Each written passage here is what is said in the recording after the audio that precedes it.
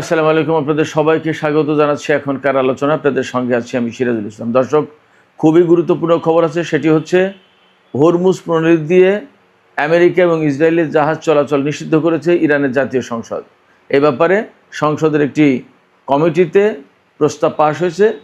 সেই ঘোষণা দিয়েছে ইরানের প্রেস টিভি থেকে শুরু করে আন্তর্জাতিক অনেক গণমাধ্যম। এদিকে মার্কিন প্রেসিডেন্ট ডোনাল্ড ট্রাম্প যে দাবি করেছেন যে হরমুজ প্রণালী আমেরিকার কন্ট্রোলে আছে এবং হরমুজ প্রণালী উন্মুক্ত আছে, জাহাজ চলাচল স্বাভাবিক আছে, সেই কথা ইরানের আইআরজিসি একদম নাকচ করে দিয়ে বলেছে যে জাহাজ চলাচল পর্যবেক্ষণকারী যে সংস্থা কেপলার, তাদের তথ্যই বলছে গতকাল বৃহস্পতিবার হরমুজ প্রণালীতে মাত্র 9টা জাহাজ চলাচল করেছে। তাহলে হরমুজ প্রণালী খোলা থাকলো কোথায় এবং আমেরিকার নিয়ন্ত্রণে কিভাবে হরমুজ প্রণালী থাকলো? এদিকে মার্কিন প্রেসিডেন্ট ডোনাল্ড ট্রাম্প আরেকটা বড় ঘোষণা দিয়েছেন যে হরমুজ প্রণালী অনির্দিষ্টকালের জন্য অবরুদ্ধ থাকবে। অর্থাৎ আমেরিকা যে ব্লকেট সৃষ্টি করে রেখেছে, এই ব্লকেট কবে তুলবে তার কোনো ঠিক ঠিকানা নেই, কোনো সুনির্দিষ্ট সময়সীমা নেই, অনির্দিষ্টকালের জন্য। তাহলে ইরান কি করবে? এই জায়গায় প্রশ্ন আসছে। আজকে দুপুরের ভিডিওতে যেটা বলেছি, ইরানের সর্বোচ্চ নেতা ঘোষণা দিয়েছেন বা দিক নির্দেশনা দিয়েছেন যে ইরানের জন্য যদি প্রয়োজন হয় তাহলে মার্কিন বাহিনীর বিরুদ্ধে অভিযান চালাতে হবে। এই জায়গা থেকে মধ্যপ্রাচ্যে কি সংঘাত অনিবার্য হয়ে উঠছে, এই প্রশ্ন কিন্তু এখন বড় হয়ে দেখা দিচ্ছে। এপাশে রাশিয়া কিন্তু হরমুজ প্রণালী কেন্দ্রিক যে অচল অবস্থা, এই ব্যাপারে ইরানের প্রতি একেবারে পরিষ্কার সমর্থন দিয়েছে। রাশিয়ার পক্ষ থেকে বলা হয়েছে হরমুজ প্রণালীতে জাহাজ চলাচলে যে স্বাধীনতা ছিল সেটা নস্যাৎ করেছে, নষ্ট করেছে মার্কিন আগ্রাসন। ইরানের উপর মার্কিন আগ্রাসন চালানোর কারণে এই অচল অবস্থা তৈরি হয়েছে। এদিকে খুবই একটা মজার খবর আছে।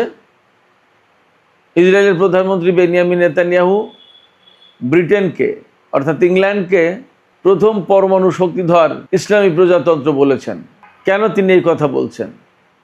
এটি কি ব্রিটেনকে উপহাস করা, নাকি কৌতুক করা, নাকি তার অনেক ক্ষোভ উগরে দেয়া?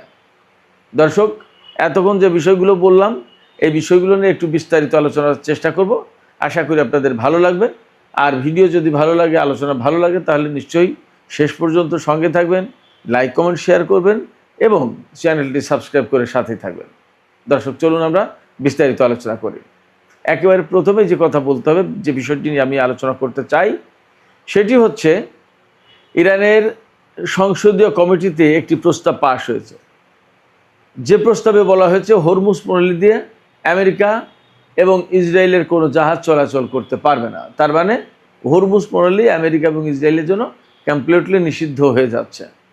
একই সাথে এই প্রস্তাবে আরও কিছু কথা বলা হয়েছে যে সমস্ত দেশ ইরানের সাথে শত্রুতা ভাবাপন্ন, অর্থাৎ এই যে যুদ্ধ গেল বা চলছে, এই সময় যে সমস্ত দেশ ইরানের বিরুদ্ধে শত্রুতার মনোভাব পোষণ করেছে বা শত্রুতা করেছে, বা আমেরিকা ইসরায়েলকে ইরানের বিরুদ্ধে হামলা চালাচ্ছে, সাহায্য সহযোগিতা করেছে, এই সমস্ত দেশের জাহাজও এই হরমুজ প্রণালীতে চলতে দেওয়া হবে না। ইরান এই কথা কেন বলছে? 3টা কারণে। প্রথম কারণ, তারা আমেরিকা ইসরায়েলের হামলার শিকার। যে যুদ্ধ হয়েছে সেটা তো আমরা পরিষ্কার জানি। একটা আলোচনা চলতেই আমেরিকা এবং ইসরায়েল হঠাৎ করে ইরানের উপর হামলা চালিয়ে দিল। ইরান অবশ্যই আগে যুদ্ধটা শুরু করেনি, সেক্ষেত্রে যুদ্ধটা চাপিয়ে দিয়েছে আমেরিকা এবং ইসরায়েল ইরানের উপরে, একথা বলতে কোনো দ্বিধা নেই। যেহেতু যুদ্ধটা চাপিয়ে দিয়েছে এবং এই ইসরায়েল এবং আমেরিকার যুদ্ধকে, চাপিয়ে দেওয়ার যুদ্ধকে ইরান খুব শক্তভাবে মোকাবেলা করেছে এবং এখন কার্যত মধ্যপ্রাচ্যে ইরান বেশ শক্তিশালী অবস্থানে, আপার হ্যান্ডে।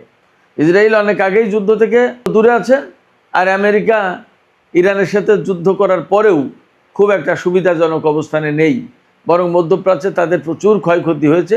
এমনকি আজকেও হরমুজগান প্রদেশ, যে প্রদেশের কাছেই হরমুজ প্রণালী অবস্থিত, এই হরমুজগান প্রদেশে আমেরিকার একটি MQ-9 রিপার ড্রোন ধ্বংস করেছে ইরানের আইআরজিসি।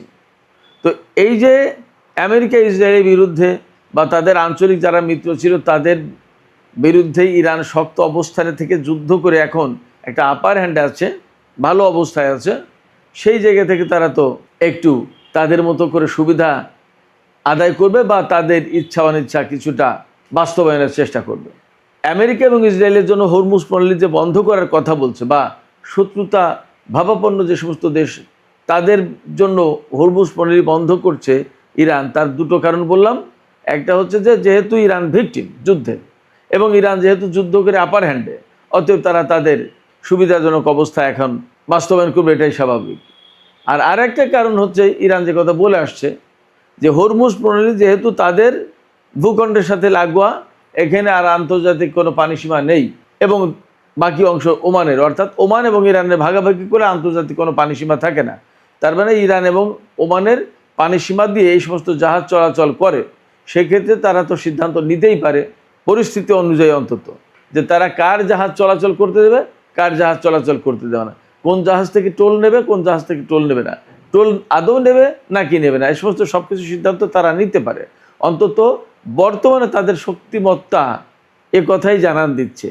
এবং সম্ভবত হরমুজ প্রণালী আটকে দিয়ে ইরান যে মধ্যপ্রাচ্যে একটা বড় শক্তি এবং বড় শক্তি হিসেবে আবির্ভূত হয়েছে তারও প্রমাণ এবং তারও নজির স্থাপন করার চেষ্টা করছে। এখন ইরানের পক্ষ থেকে যে সিদ্ধান্ত নেওয়া হয়েছে যে হরমুজ প্রণালীতে আমেরিকা এবং ইসরায়েলের জাহাজ চলাচল করতে পারবে না এবং ইরানের সাথে যে সমস্ত দেশ বৈরী মনোভাব পোষণ করে, শত্রুতা পোষণ করে, তাদেরও জাহাজ চলতে দেওয়া হবে না। ব্যাপারটা যদি তাই হয় তাহলে কি দাঁড়াচ্ছে? একটা বিষয় হতে পারে যে প্রচণ্ড রকমের যুদ্ধ, অর্থাৎ জীবন মরণ লড়াই হবে মধ্যপ্রাচ্যে এই হরমুজের দখল নিয়ে। আর না হয় আমেরিকা, ইসরায়েল এবং অনেককে ইরানের কথা মতোই চলতে হবে, চুপ থাকতে হবে এবং কাউকে কাউকে এখান থেকে চলে যেতে হবে। কিন্তু কাউকে কাউকে এখান থেকে চলে যেতে হবে এই ব্যাপারটা খুব সহজ না, আমেরিকা সেটা খুব সহজে মানবে না। যার কারণেই তারা ঘোষণা দিচ্ছে যে হরমুজের উপরে অনির্দিষ্টকালের জন্য ব্লকেড থাকবে।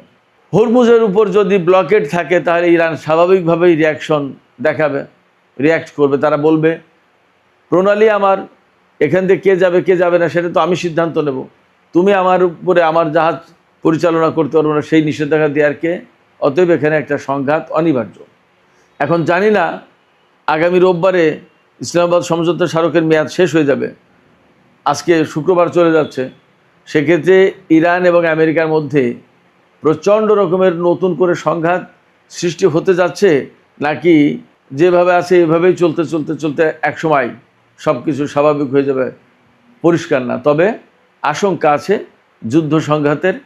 আমেরিকা যেহেতু সারা বিশ্বের এক নম্বর শক্তি হিসেবে নিজেদেরকে দাবি করে আসছে এত বছর, সেক্ষেত্রে এবং ইরানকে তারা অনেকটা তুচ্ছতাচ্ছিল্য করেছে, ইরানের উপরে হেন নিষেধাজ্ঞা নেই যা চাপিয়ে দেয়নি, ইরানকে কোণঠাসা করার জন্য, একঘরে করার জন্য এমন কোনো কর্মকাণ্ড নেই যা তারা করেনি। এত কিছুর পরে তারা এখন মধ্যপ্রাচ্যে ইরানের এই মাতব্বরি, তাদের প্রাধান্য, এগুলো কি আমেরিকা মেনে নিতে চাইবে, ইসরায়েল মেনে নিতে চাইবে? মনে হয় না। আর যদি মেনে নেয় তাহলে তো তাদের রাজনৈতিক মৃত্যু হবে, আমেরিকাকে এই অঞ্চল থেকে বিদায় নিতে হবে এবং ইসরায়েল তার অস্তিত্বের সংকটে পড়বে। এই জায়গা থেকে মোটামুটি একটা কনক্লুশনে আসা যায় যে যুদ্ধ, বড় রকমের যুদ্ধ অনিবার্য হয়ে উঠছে। আমেরিকা তার দখল ছাড়বে না বলে হরমুজ প্রণালীতে অনির্দিষ্টকালের জন্য ব্লকেট দিচ্ছে, আর ইরান বলছে হরমুজ প্রণালী আমাদের, এখানে ইসরায়েল এবং আমেরিকা যেতে পারবে না, জাহাজ চালাতে পারবে না। এই যে দুই শক্তির পরস্পর বিরোধী অবস্থান, এই অবস্থানের কারণে সংঘাত অনিবার্য হয়ে উঠছে। এদিকে হরমুজ প্রণালীতে যখন এরকম এক অবস্থা, মার্কিন প্রেসিডেন্ট যখন দাবি করছে যে হরমুজ প্রণালী আমেরিকার কন্ট্রোলে আছে এবং হরমুজ প্রণালী দিয়ে জাহাজ চলাচল, তেল প্রবাহ স্বাভাবিক রয়েছে, তখন কেপলার আন্তর্জাতিক একটা সংস্থা, ব্রিটেনের সম্ভবত, এই সংস্থা জাহাজ চলাচল সমস্ত সব কিছু পর্যবেক্ষণ করে, কোন সমুদ্র রুটে কতটা জাহাজ চলাচল করলো, কোথায় কী হলো না হলো, এই সমস্ত বিষয়। তারা বলছে গতকাল বৃহস্পতিবার 13ই আগস্ট মাত্র 9টা জাহাজ চলেছে হরমুজ প্রণালী দিয়ে চলাচল করেছে, যেখানে যুদ্ধের আগে প্রতিদিন 130 থেকে 140টা জাহাজ চলাচল করতো, সেখানে দিনে মাত্র 9টা জাহাজ চলাচল করেছে। তাহলে স্বাভাবিক থাকলো কোথায়? এবং এই সমস্ত জাহাজ যেগুলো ইরানের কথা না শুনছে তাদের উপর হামলা চালানো হচ্ছে, ইরানের দেখানো পথেই যাওয়া আসা করতে হচ্ছে, তাহলে আমেরিকার কন্ট্রোল থাকলো কোথায়? বাস্তবতা হচ্ছে হরমুজ পল্লীতে মারাত্মক রকমের অস্বাভাবিক অবস্থা আছে, অচল অবস্থা আছে। এই অচল অবস্থা কেন সৃষ্টি হলো তার জন্য আমেরিকাকে দায়ী করেছে রাশিয়া। তার মানে রাশিয়া কিন্তু একদম সরাসরি ইরানকে সাপোর্ট দিয়েছে। জাতিসংঘে নিযুক্ত রাশিয়ার রাষ্ট্রদূত মিখাইল উলাইয়ানভ তিনি বলেছেন যে আমেরিকা এবং ইসরায়েল ইরানের উপরে আগ্রাসন চাপিয়ে দেওয়ার কারণে, একদম সরাসরি আগ্রাসন শব্দটা বলেছেন, এই হরমুজ প্রণালীতে অস্থিতিশীলতা সৃষ্টি হয়েছে, সংকট সৃষ্টি হয়েছে এবং তাদের যুদ্ধের কারণেই হরমুজ প্রণালীতে জাহাজ চলাচলের নিরাপত্তা, স্বাধীনতা, সমস্ত সবকিছু বিনষ্ট হয়েছে। রাশিয়ার এই সমর্থনটা কিন্তু বিরাট বড় ব্যাপার। এর ৩-৪ দিন আগে কিন্তু চীনের প্রেসিডেন্ট শি জিনপিং বলেছেন হরমুজ প্রণালীতে ইরানের সার্বভৌমত্ব রয়েছে। রাশিয়া এবং চীন যখন এই বক্তব্য দিচ্ছে তখন কিন্তু ইরানের অবস্থান আরও বেশি শক্ত হচ্ছে এবং এর মানে কিন্তু একটা বড় রাজনৈতিক বার্তা রাশিয়া এবং চীনের পক্ষ থেকে। অর্থাৎ এই হরমুজকে কেন্দ্র করে ইরান এবং আমেরিকার মধ্যে যদি বড় কোনো সংঘাত হয় তাহলে সেই সংঘাতের বিপক্ষে রাশিয়া এবং চীন অবস্থান করছে, এটা পরিষ্কার করলো। পাশাপাশি এই হরমুজ প্রণালীর দখলে যদি না থাকে ইরানের, তাহলে কিন্তু চীনের স্বার্থ নষ্ট হয়ে যাবে, রাশিয়ার স্বার্থও তাই। সেক্ষেত্রে যদি বড় কোনো সংঘাত শুরু হয় আর যদি প্রয়োজন হয় চীন এবং রাশিয়ার সমর্থন, প্রয়োজনে সামরিক সমর্থন, তাহলে হয়তো তারা দিতে প্রস্তুত। সেই বার্তাও মনে হয় এই কথার ভিতর দিয়ে বেইজিং এবং মস্কো নিশ্চিত করলো। এদিকে হরমুজ প্রণালী নিয়ে যখন এরকমের টান টান উত্তেজনা, কার দখলে থাকবে হরমুজ প্রণালী সেটা নিয়ে যখন নানামুখী তৎপরতা, তখন আরও দুটো খবর এসেছে। একটা খবর হচ্ছে ইরানের হরমুজগান প্রদেশে একটা মার্কিন MQ-9 রিপার ড্রোন ভূপাতিত করেছে IRGC। খেয়াল করুন, তার মানে ইরানের ভূখণ্ডের ভিতরে আমেরিকা ড্রোন প্রবেশ করানোর চেষ্টা করেছে। এই ড্রোনের মূল লক্ষ্য ছিল গোয়েন্দা তথ্য সংগ্রহ করা। তো আমেরিকা যদি ইরানের ভেতর থেকে গোয়েন্দা তথ্য সংগ্রহ করার চেষ্টা করে, তার মানে হচ্ছে ইরানের বিরুদ্ধে তারা হামলার পরিকল্পনা করছে, হামলার জন্য প্রয়োজনীয় তথ্য সংগ্রহের চেষ্টা করছিল। সেই ড্রোন ভূপাতিত করেছে ইরানের IRGC এবং IRGC এই যে ড্রোন ভূপাতিত করলো, তার মানে হচ্ছে IRGC সদা প্রস্তুত। এবং এর সাথেই সম্ভবত রিলেট করা যাচ্ছে ইরানের সর্বোচ্চ নেতা আয়াতুল্লাহ সাইয়েদ মুস্তফা খামেনি যে নির্দেশনা দিয়েছেন যে আমেরিকার বিরুদ্ধে যদি প্রয়োজন হয় তাহলে ইরানের সামরিক বাহিনী যেন অভিযান শুরু করে। এই নির্দেশনার সাথে কিন্তু এই ড্রোন ভূপাতিত করার ঘটনা মোটামুটি অনেকটা মিলে যাচ্ছে। এবং আজকে কিন্তু শুক্রবার চলে যাচ্ছে, আমেরিকায় ছুটির দিন শুরু হচ্ছে শনি এবং রবি। এই যে সপ্তাহের শেষ, অবশ্যই ইসলামাবাদ সমঝোতা স্মারক এর যে মেয়াদ, সেই মেয়াদ কিন্তু রোববার শেষ হয়ে যাবে। আবার আমেরিকা কিন্তু মধ্যপ্রাচ্যে বিমান বাহিনীর সদস্যদের জড়ো করছে, এমন খবর গতকালকে দিয়েছিলাম। এইরকম একটা প্রেক্ষাপটে মনে হচ্ছে, একটা আশঙ্কা তৈরি হচ্ছে যে শনি রবি যে কোনো দিন, এমনকি আজকের রাতের পরেই ইরানের সাথে আমেরিকার নতুন করে সংঘাত শুরু হলেও হতে পারে, অসম্ভব কিছু না। এদিকে সেনকমের প্রধান অ্যাডমিরাল ব্র্যাড কুপারের সাথে সৌদি যুবরাজ মোহাম্মদ বিন সালমান বৈঠক করেছেন। এই বৈঠকে কি কথা হয়েছে তা পরিষ্কার না জানা গেলেও মোটামুটি এই কথা জানা গেছে যে আঞ্চলিক নিরাপত্তা ইত্যাদি ইত্যাদি, যুদ্ধ পরবর্তী বর্তমান যে অবস্থা, এই সমস্ত নিয়ে আলোচনা হয়েছে। সম্ভবত ডোনাল্ড ট্রাম্পের পক্ষ থেকে ব্র্যাড কুপার সৌদি যুবরাজদের সাথে বৈঠক করেছেন। এই যে তুরস্ক, পাকিস্তান এবং সৌদি আরবের ভেতরে যে নিরাপত্তা চুক্তি হলো, মক্কা চুক্তি হলো, এই ব্যাপার হয়তো আরও কিছু বিষয় নিয়ে আলাপ আলোচনা করেছেন। যেহেতু এই মক্কা চুক্তির মধ্য দিয়ে এমন একটা পরিবেশ তৈরি হয়েছে যেখান থেকে মধ্যপ্রাচ্যের দেশগুলো মার্কিন নিরাপত্তা ছাতার আওতা থেকে বেরিয়ে যাওয়ার পথ খুঁজছে বা সেই পথ তৈরি করেছে।